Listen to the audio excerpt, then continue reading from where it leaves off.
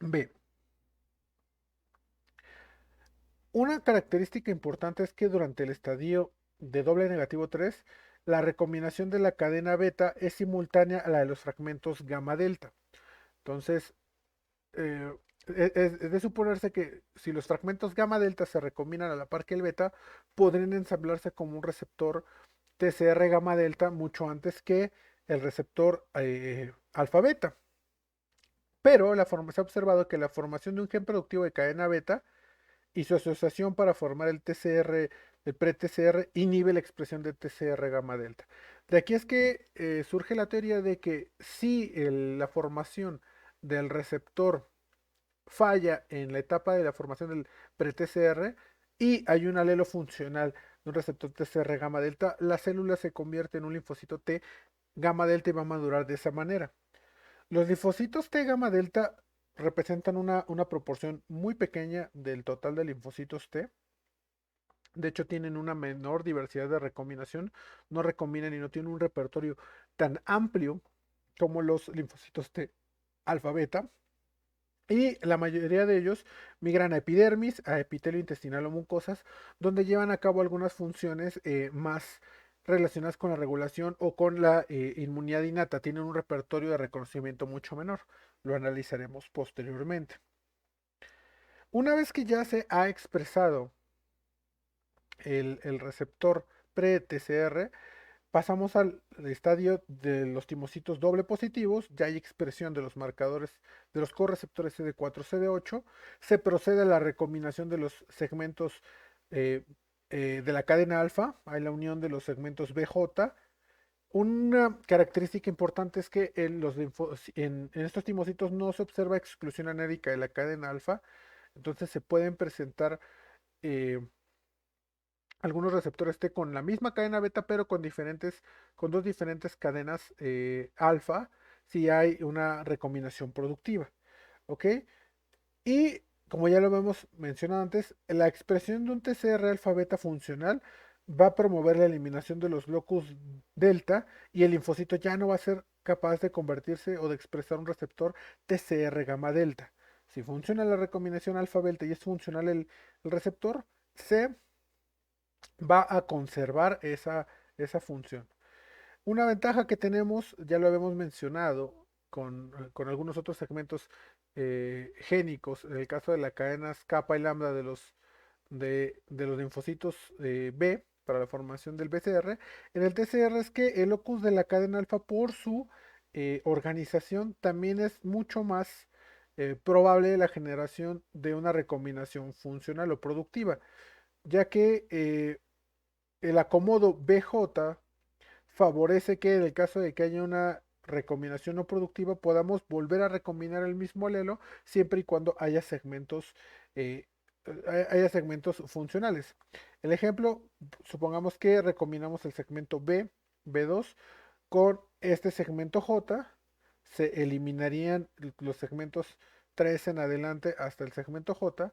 Si, si esa recombinación no es productiva, podríamos, en el mismo locus, se podría hacer otra recombinación utilizando tanto el mismo segmento B2 como alguno de los otros segmentos J o utilizar el segmento variable 1 con algún otro segmento J posterior, ya que no se elimina la región constante. Cosa que no es tan sencillo debido a su organización en el locus de la cadena beta por la presencia de los fragmentos de, de las secuencias de diversidad. ¿Ok? Recuerden que puede haber eventos múltiples de reordenamiento sucesivos en los segmentos de la cadena alfa. Lo que expliqué anteriormente en esta imagen está mucho mejor resumido, ¿no? Aquí lo podemos ver que el primer ordenamiento de la secuencia variable verde con un J, el alineamiento, la recombinación, el ordenamiento no fue productivo. Nos seguimos con el segmento variable naranja, también quizá no fue productivo, pero una vez que se hizo un ordenamiento productivo aquí, por ejemplo, con el segmento rojo, ese es el segmento que se codifica para la cadena alfa. Tienen un poquito más de éxito las cadenas alfa del linfocito, del receptor del linfocito T. Recordando la variabilidad, tenemos que la cadena beta del receptor de linfocitos T tiene 50 segmentos variables, 2 segmentos de diversidad y 12 segmentos J. Hay recombinación, hay presencia de nucleótidos en los segmentos B, D y DJ. Hay actividad de la enzima TDT, entonces vamos a tener nucleótidos CN, va a haber una mayor diversidad.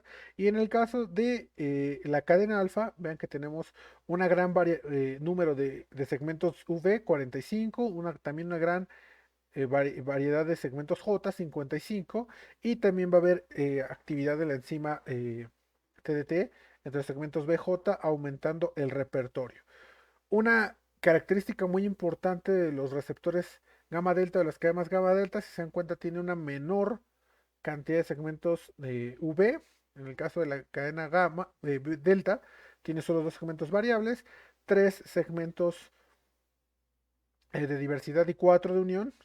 Y a pesar de que pueda haber inserción de nucleótidos dentro de las secuencias BD, dentro de 2 diferentes secuencias de la región D y entre DJ, se ha observado que hay ciertas secuencias eh, génicas que se expresan más frecuentemente que otras. Hay una cierta aparición ahí, entonces el repertorio de recombinación es menor.